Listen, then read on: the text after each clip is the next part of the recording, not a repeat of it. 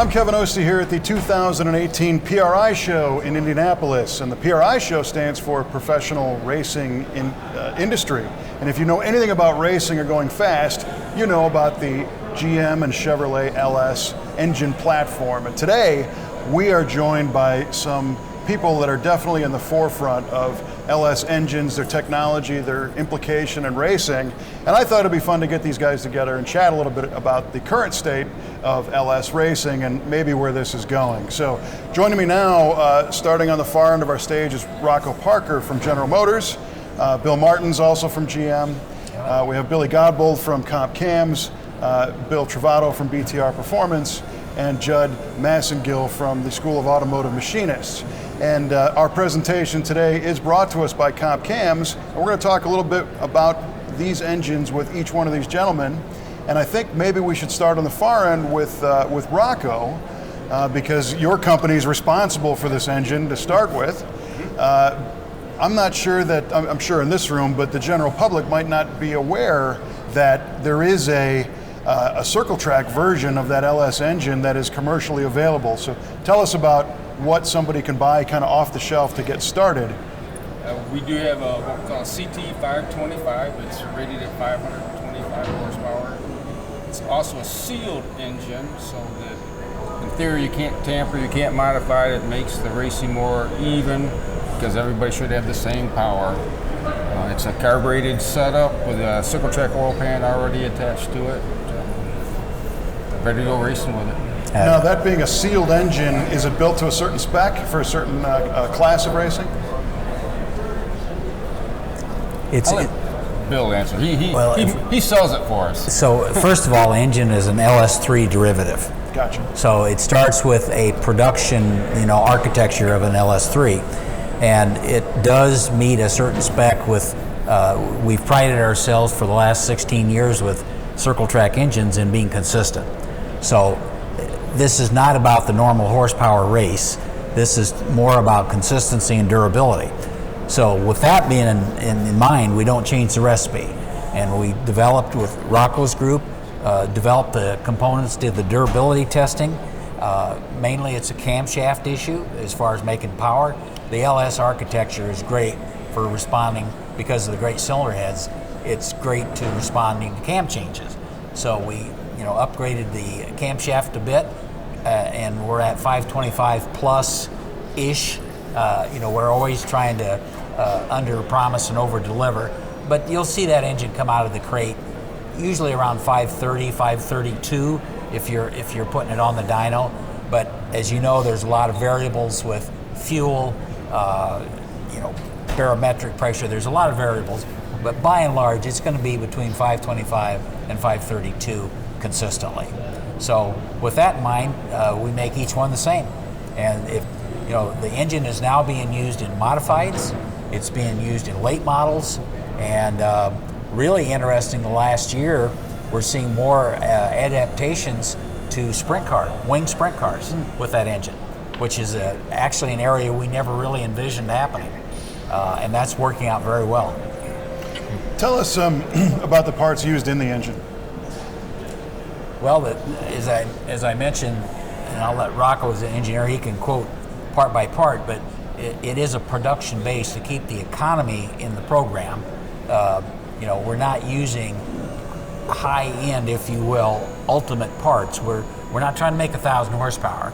We're making a good, reliable 525. So a lot of the production parts are perfectly capable of that, and certainly the block is. Rocko, it's a comment. Production LS3 engine with the ASA camshaft that was developed back in the late 90s for ASA racing.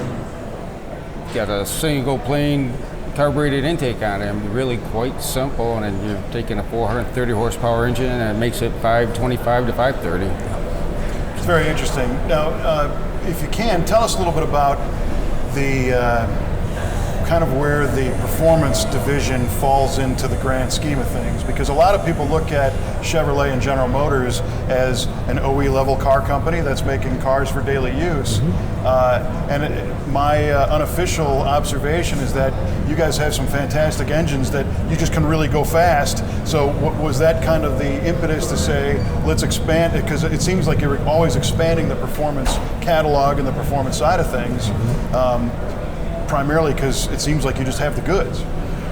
Well, I would comment that it's a outgrowth of the original base circle track program. We had two 350s, same concept, sealed, slightly modified production engines, and they've served us very well for 20 years. But there's always somebody at the next level, hey, can you do this for us? So that's really, it was demand, if you will, that prompted us to look at what we had and to develop. Again, it's got to be durable.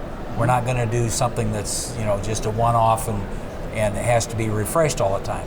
So it's a combination. We've got to look at where we want to be and what we can deliver consistently, and then at a certain level we have to say, love you guys, but if you want something that's 650, 750, 850, you're going to have to go to aftermarket, and you're going to have to go to a custom build. So I guess what I want to say, there are limitations, if you will, with the foundation that we have, and that's to the racer's benefit, actually, because it's not designed to do things that most of these guys try and make them do. Sure. Well, and that's a great segue to things that you're working on, Billy, at Comp. You guys have been all over that engine platform since it hit the streets. Yeah. So where are we now? Oh, it's just an incredible engine, because we couldn't be more thankful for what GM provides when they did the LS Series motor. Judson and I have been doing this for long enough, and Bill too, that you get in here and if you had a 23-degree Chevy and you were going to try to make 500 horsepower, you were absolutely going for a painful trip. The cylinder heads had to be all redone, or you'd see people welding up heads, rotating them. If you went to a better induction system like an 18-degree head and SB2 head, and all of a sudden 500 horsepower is like falling out of a tree. But on a regular 23-degree head, it was very, very difficult. As soon as the LS came out, we saw exactly what you guys just alluded to. Because the induction system's so good, because it seals so well, because it's such a well-built platform, you put a camshaft in it, you do some light changes to it, it's almost criminally simple to make 500 horsepower. And like these guys, they've got basically an LS3 with a ASA cam, intake manifold, makes 530, and it's a great piece. So once the LS hit, it was the best and worst thing that ever happened to motorsports. It was the best thing because everybody could make 500 horsepower. It was the worst thing because once you made 500 horsepower, you thought you were really good at this stuff, So, but then people got into it and really learned the engine. It's been amazing to watch what it's done in our sales. It's been amazing to see people that it's brought into the industry. It's just been a great combination. Well, so that leads me into a question for Bill Trovato. And you have had a long-standing machine shop business in addition to your racing and being a tech inspector and director for various sanctioning bodies. But your background came from a lot of the earlier V8 guys, your American muscle car guys. And tell me your experience now, because a lot of these people, like Billy was suggesting, they don't really believe that this smaller, newer engine can make the power of a big block, earlier muscle car motor. What are you finding? Well, it's real simple. It's like anything. It's a machine. If you want okay, let's say you build a custom racing engine. You need it to make 600 horsepower. Okay, well, you need to do this, and that, and it'll make 600 horsepower. It's kind of that simple. Well, the LS motor was designed properly from the get-go. It's what the small block Chevy guys, the 23-degree guys, always, they change this, they change that to make, let's say, 500 horsepower. So over the years, everybody learned, engineers, they said, all we have to do is this. So the motor, the LS motor, is designed properly from the get-go. It's just that simple. Now, Judd, you've been racing the LS platform, I'm going to think, since about the thing hit the streets too. Pretty well. And we met a long time ago when I used to cover races for Hot Rod Magazine TV, NMCA stuff. And we're talking late 90s, and I remember seeing that new Camaro, with that new engine. A lot of people weren't running them back then. So you've been there since kind of day one of going full tilt performance. What does that experience like? Well, the first thing, rather interesting, I saw some of the early releases on the engine, and I looked at this thing and I said, what is a cathedral port head? and here's this aluminum thing with these fin sleeves in there that are cast in the block, and 2-galley oiling. I said, well, that's never going to be raced. I kind of missed that one. I just missed that one, definitely.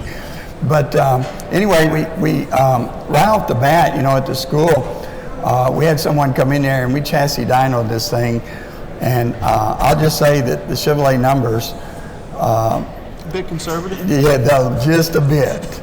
Yeah, it was basically making at the tires what they were advertising at the flywheel. And, I just said, wow, I really did. So we bought one right off the bat and started, from, if I remember, a bunch of those, 1340s, untouched. And you got to remember, this is before the days that we could really get into the computers and stuff. We were down at Radio Shack getting diodes and telling it was 38 degrees outside, stuff like that. Mm-hmm. But I've seen it through the years. We had a great time with that car, and we may bring it back out. It's still sitting around there somewhere. We were always obviously naturally aspirated. That thing made, I would say 4 years ago, it made 1,068. It ran 8.0s, 171 4 or 5 years ago, at 3,000 pounds even. But it just, the heads move air. Mm-hmm. We have structural rigidity. That's what you need. It just, it did an incredible job. I just missed it when I first saw it. Mm-hmm. And now we've seen the school. Wow, it looks like Wixom or something. You go through the whole school, and I remember, we had big blocks everywhere, and 23 degree small blocks, and it probably makes up 75%. It's at 75%. You just wonder, what this market's come to. There's going to be a few Fords and a few Chryslers, and one big block a year, something like that. So it's just a great engine, bang for the buck. Nothing touches it, just nothing. You can go get wreck yard engines. I'm sure the people listening know that. You go get these 5.3s and get you an eBay turbo on there, and they make 800 or 900 horsepower. And they do take them out, don't get me wrong. And the rumor I'm hearing now, I'm not saying this is the truth, but they want the ones with more mileage on them because the ring gap's larger.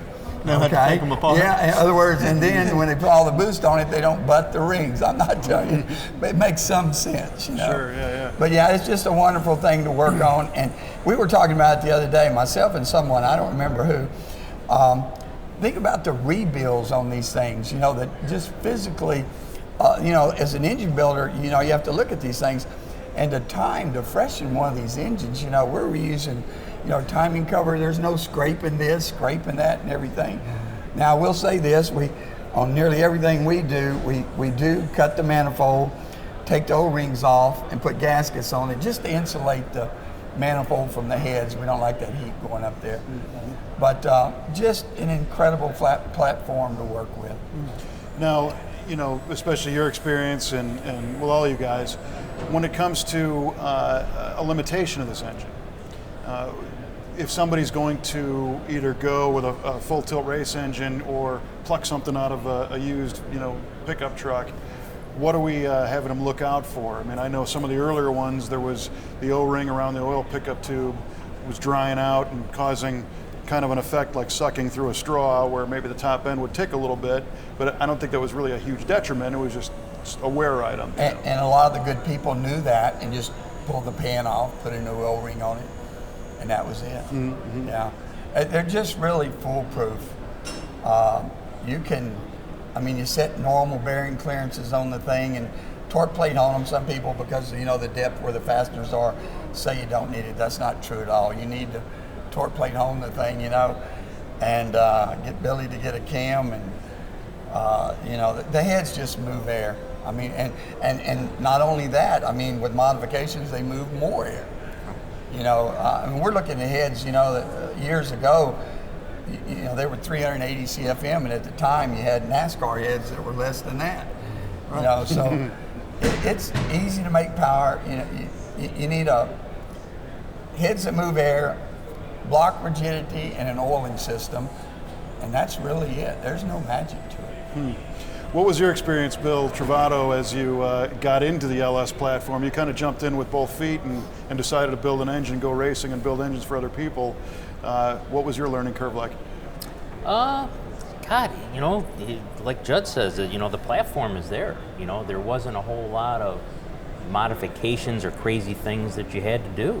So, I mean, it's just designed properly right from the get-go. I remember being at Bill's shop once, talking about engines in general, and you said a quote that sticks with me, and that is, you know, the engine doesn't know what name's on the valve covers. Right. It doesn't know what it is. As long as you have everything. Yeah, you design it properly. If you know, you're right. Doesn't matter what the name is. You know the rocker arm needs to do this. You know the piston needs to do that. You know the oiling system needs to do that. And again, they nailed it. We're seeing a lot of engines that have, like you suggested, a lot of miles on them that are still going strong. What do we think the longevity is to a lot of these things? Tight piston clearance and a good hone job. Yeah. They have it. Yeah, most of the ones that we see that if they have any issues, when you see like people we have a couple of customers that are rebuilding like police cruisers and things like that. And so they have more miles than you normally see on a passenger car. So it wouldn't be surprising at all to see well over 200,000 miles. And some of the stuff like the displacement on demand system, that'll make noise over time, and a lot of people will just do a quick cam change, eliminate the DOD lifters, go to a more standard lifter. But you'd be shocked how well some of these motors, you can take apart a motor that has well over 100,000 miles, do a leak down on it, and you just want to check your gauge. You know, so like they're talking about, you know, the rigidity of the system. If you have good sealing in the bottom end, you have good oiling, then to make power, the only thing else you need is airflow. And you can look, if you take and saw one of the factory intake manifolds, and you know, just take it a bandsaw, saw it, look down the port, and you can see the valve. And you know, and that's kind of from airflow. Airflow, if you look back to the old 23-degree deal, it looked like one of these Arnold Palmer or somebody has designed the golf course to be hard, you know, for the air to get around the corners and everything. And y'all have made the airflow is just a straight shot. You look at it, it goes right down in there. It's going right in the chamber where you want it. It's not going up against the wall. It dumps where it wants to dump. And that's the real magic of engines. You know, if somebody tells you something makes power, you know, there's RPM, there's displacement. But after that, it's really about volumetric efficiency and brake-specific fuel consumption. The GM LS motor is for a pushrod 2-valve motor. It's amazing how well it does on volumetric efficiency compared to anything out there, 4-valve, double overhead cam, whatever, because it has the airflow. And then brake specifics are about, now you've gotten air in there, how well do you extract the energy from the fuel? And Judson and I were just talking about that. The LS platform does a great job with its combustion, where the spark plug's located, everything like that. They do a great job of extracting that energy out of the air-fuel mixture it gets in. I think it's interesting that the LS platform, and of course all the prefixes that go with the different sizes and everything, a lot of people still look at that as that new engine, you know, that new motor. But Rocko, we're seeing end of production on that original engine at this point now, 21 years on, because of some of the new stuff that's coming. What is the support going to be for the LS and the 5.3s and all the rest? Well, Performance Parts will still be built on LS3 engines for years. Don't know the exact end date, but even though production quit using LS3s, we still keep that going for the performance parts line. So I don't know exactly how long, but we're not giving it. It's like the small block Chevy. We're going to keep making at least the LS3 base. 6.2 seems to be a real popular size and efficient. Yeah. That's good to know. And Bill, I'm assuming if you're still making them, there's still going to be development with new parts as well for those? Well, yeah, certainly. We're always looking to fine-tune that edge, and the engine, from a marketing sales standpoint, there's a sweet spot over the life cycle of the engine, and I'd say right now the LS is in that sweet spot right now, if not still growing. So to Rocko's point, it's been a long time since we built a 350 in a production vehicle, and we're still building a lot of those every year. I mean, like 5-figure, big numbers. LS is not to that point yet, but it's rapidly getting there. So I think there's always going to be some market for all of them. In fact, our big block sales are actually up this year again. But that issue aside, from a production standpoint, the LT, which is, if you want to look at the engines, the viewers may not recognize Gen 4, Gen 5, but internally we refer to the LS as a Gen 4 engine, and the LT, the direct injection, is Gen 5. So from that perspective, LT direct injection is just starting to become a little bit more familiar to the enthusiast and the machine shop racer.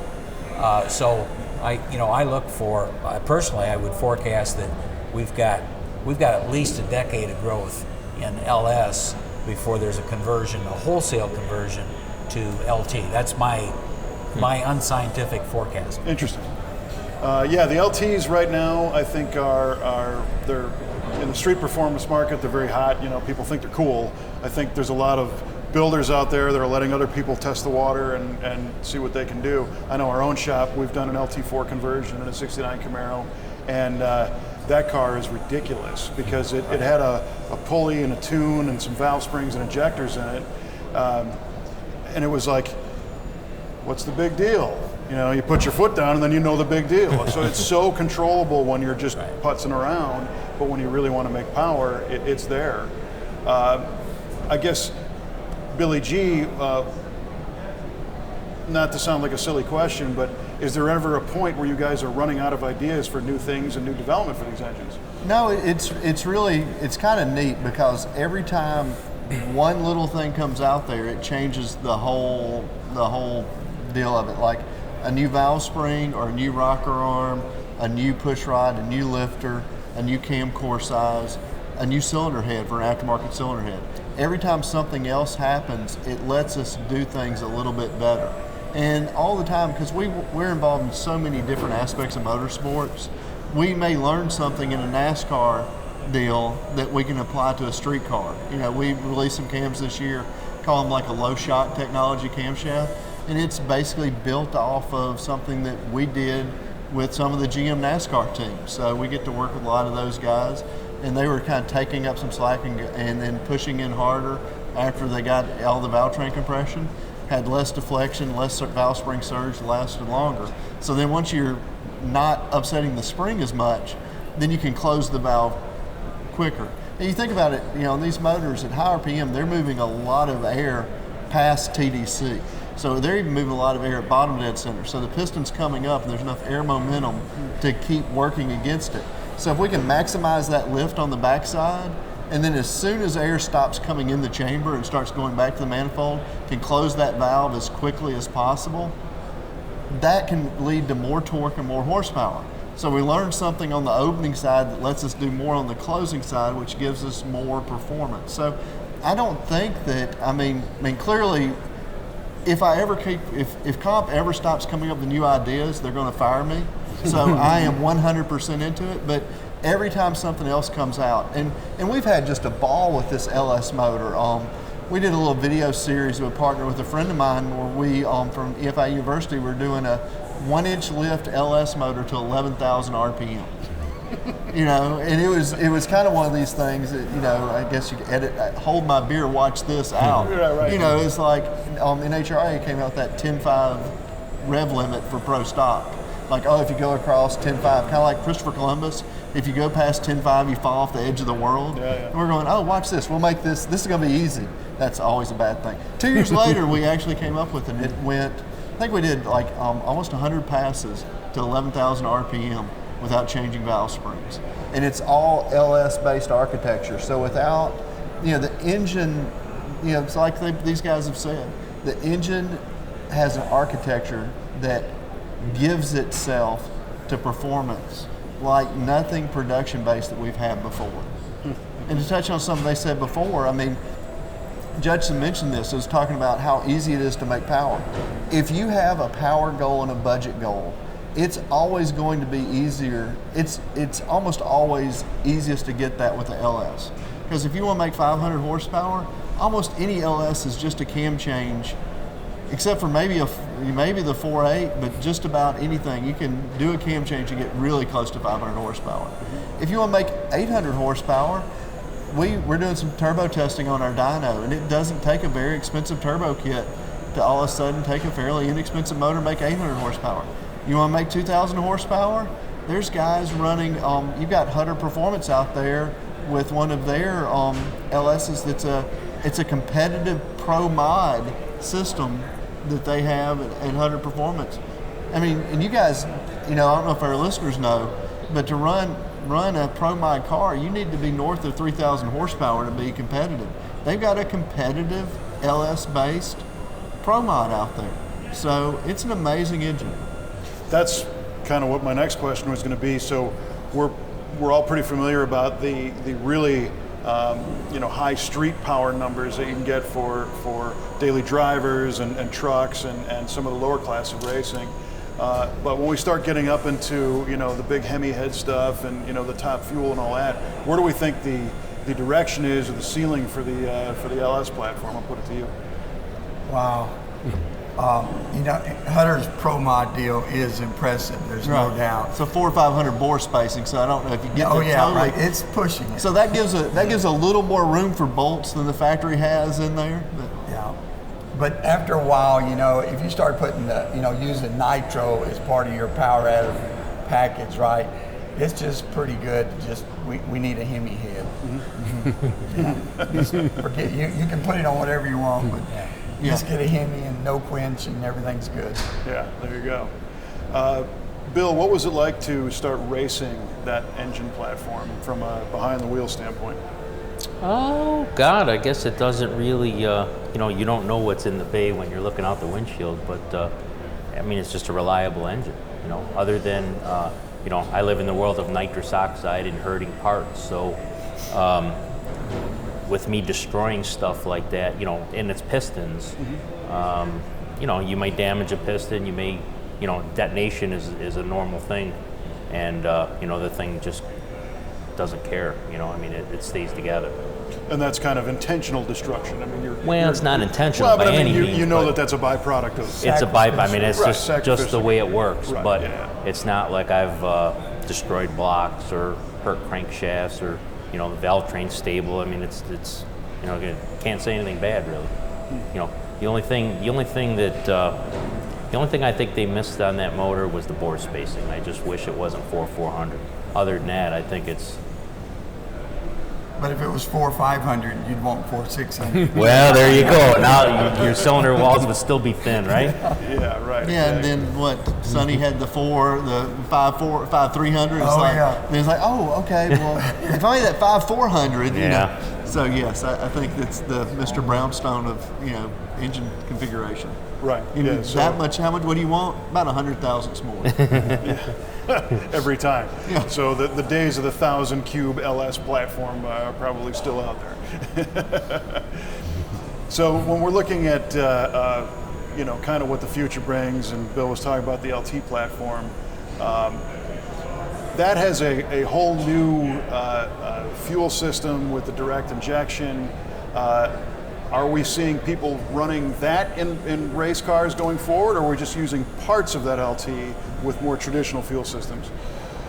I don't have enough experience in that. I'm probably going to have to lean to Rocko.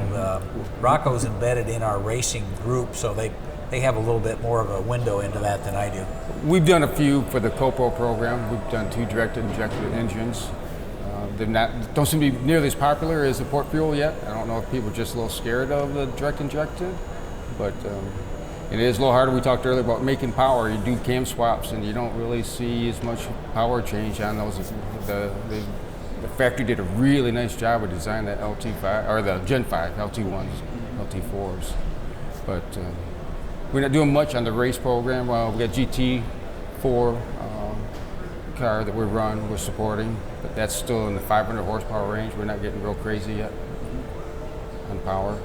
That's all the class needs, so there's no reason to make a lot of power. Sure, overdo it, yeah. Still a lot of focus on LS yet. It'll be interesting to see, you know, with the increased fuel pressure that's required for that whole system and everything else, if it's even legal to race in you know, certain categories. But I know on the street they're certainly doing really well. Yeah, the street has no. See, the big thing is you have 2 places you can put fuel in now. And, Yes. you know, that's a big deal right there. And those blocks are incredibly strong. Heads move air. And GM Performance has done a tremendous job because they have like the Corvette racing program too, and that's been DI for several years. You know, we have some, I guess I can say, knowledge of that program. You know, that it's been interesting to watch them build the DI program into the 24 hours. You know, win the 24 hours of Le Mans with that, win the 24 hours of Daytona with the direct injection. They're working on cutting edge stuff at GM with direct injection. Then it goes to the street, and people will tell you that with just a fuel pump, the pump lobe upgrade on the cam like they have on the LT4, I guess that gets them up to like 800 horsepower fuel capable. And there's aftermarket pieces to go to give you 1,000 horsepower LT4 based engines that are just, you would put your grandmother in it going to the grocery store. You know, it's just that easy to drive. So they're amazing pieces, they really are. So Judd, at your school, you were training future machinists to work on these and also to race them. What's that experience like for the students? Are they? I mean, they're obviously students there, so they're enthusiastic about it. But with the ability to maybe make more power easier, does that provide a little bit more gratification to? Goes on all day and all night, Saturdays and Sundays. Yeah, we just we take things apart, and the head department's up there, you know, working on the heads, and they bring down another set of heads and the short blocks. You know, we try all different types. Big thing right now is this discussion, I guess we could say, about these cathedral port heads versus the rectangular heads. That's like the hot topic right now.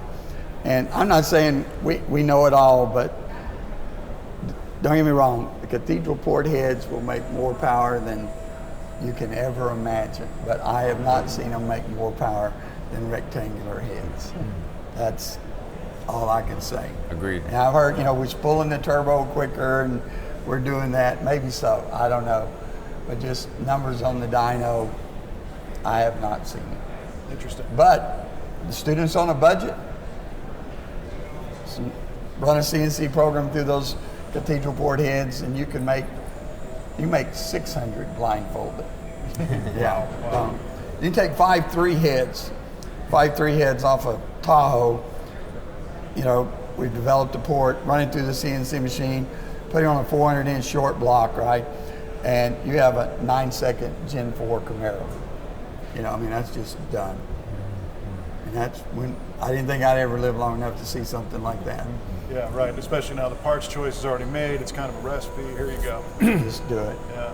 Well, we got the DR version, the 525 CT, but we got a drag race version that's sealed the same way, and that's on a 3,300 pound car, and they're running 10 teens with those Yeah, things. teens. And that's right out of the catalog. That's right out of the catalog. Great engine. Yeah. Bill, what do you see your customers asking for? Most of my customers are, you know, street cars and street guys, and maybe they play with nitrous kind of thing, but they just want the basic platform. You know, very few of them are doing like the motor that's in my Camaro that I race in the NMCA. You know, very few of those. But most of them are just street guys. They just want to make either 500 horse or they want to put a turbo on and make 1,000 to the wheels. and just the basic platform will do either. Yeah, and you can deliver that. Yeah, it's easy. Yeah, It's easy. it's pretty wild. Billy, is anything new here for the platform at the PRI show this year from you guys? We did something that the layout of the LS head, the LS1, LS3 head, and the LS7 all has a straight bar or straight saddles in it. And somewhere along the line, we're like, man, it'd be nice to run a stud girdle on this. How can you run a stud girdle on it? We're trying to figure all this out, how to tie everything together, just to stiffen up the rocker system a little bit more. And along the lines, we're like, hey, we have this Chrysler shaft rocker. Will that go? And you're like, stop it. I got to move this hole and he did this. Then developed a bushing that we use on a tri-layer bushing that would go into the factory rocker and then lock it together. And then all of a sudden it was like, wow. So that's a cool thing. If it's, I think they call it a bushing shaft rocker. Our marketing department's great. The bushing shaft rocker is called the BSR rocker. So I can even remember what it's called. But if you get a chance, if any people buy the show, That's take a great look. idea. Take a look at that, because that was one of the ones that, it was so simple that I was embarrassed that we went 18 years without coming up with it. But then when you did it, it's like, okay, that's kind of cool. We've also done some things with this last year with a shim adjustable push rod to let you run those little light rocker arms and run it with solid roller cams for the race guys. We were talking about LS engines into racing. You can go 8,000 RPM with a hydraulic roller. You can make 1,000 or 2,000 horsepower on a turbo hydraulic roller. But at some point, there's a precision that you get with a solid. The problem with the solid was having to take the head and put a big, heavy rocker arm on it, and then all of a sudden, if you put a big, heavy rocker on an LS, it's not an LS anymore. It doesn't act the same. So we came up with the shim adjustable push rod so people could change the lash, run solid roller camshafts, run the real light rocker arms, run it like our shaft rocker or a non-adjustable rocker arm.